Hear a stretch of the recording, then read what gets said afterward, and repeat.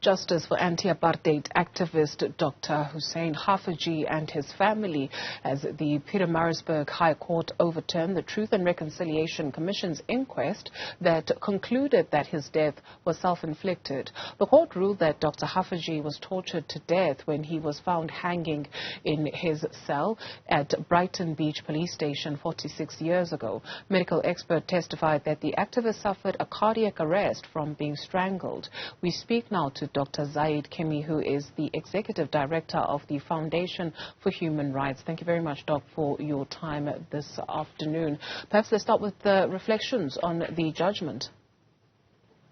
Perhaps I could just rectify one of your statements. The original inquest that was overturned was not a TRC inquest. That was an inquest held under the laws of the apartheid government in 1978. So the TRC didn't conduct an inquest into Dr Haffejee's death. Okay. So, yeah. Thank you.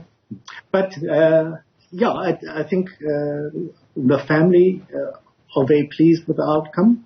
And we as the Foundation for Human Rights and the legal teams that have assisted the families are also very glad that the injustice of that original inquest finding, which was one of suicide, has been overturned and replaced with the finding that Dr Haffejee was murdered by the security group.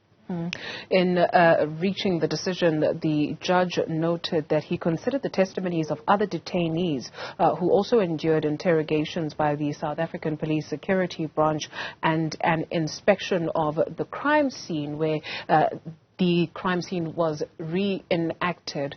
Perhaps you can give us some details in terms of what transpired from that.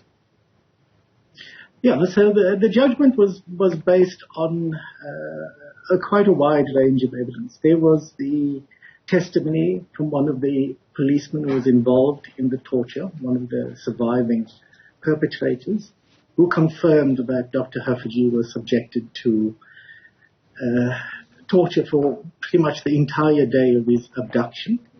And there was the forensic evidence, a re-examination of the pathology reports and reports by people who were able to reconstruct the supposed hanging and were able to give evidence that the hanging itself was an unlikely event.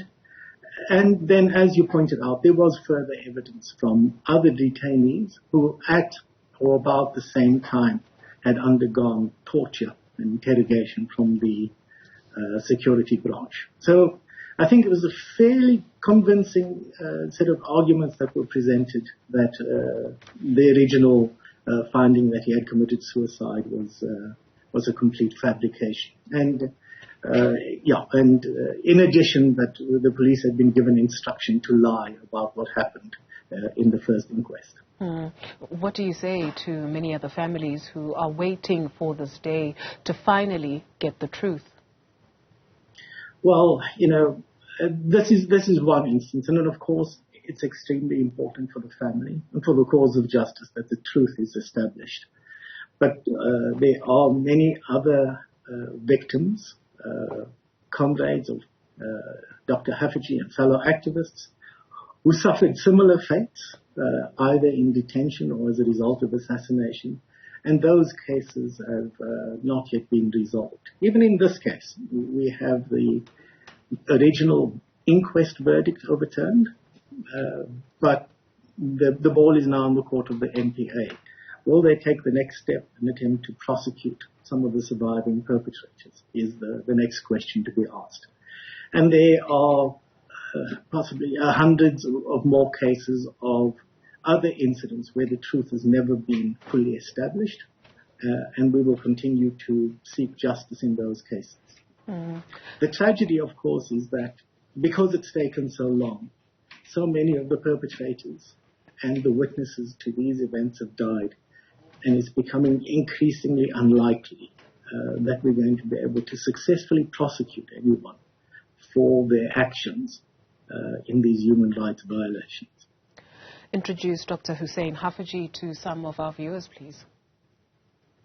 Yeah, Hoosen Haffejee was a dentist. He studied dentistry in India, and he became involved in underground activities. He was a member of the ANC, and he was involved in organizing anti-apartheid activities, recruiting people into the ANC, training them in political education. And it seems likely that he came to the attention of the security police and that his then girlfriend was persuaded to give incriminating information about him and to spy on him. And because of that, as a young man, he was 27 years old, he was arrested and brutally tortured, I think, in an attempt to gain further information about other activists. And as a result of that torture, over the period of some 12 to 16 hours, we believe that he died as a result of that torture. Thank you very much for your time, Dr. Zaid Kimmie, the Executive Director of the Foundation for Human Rights,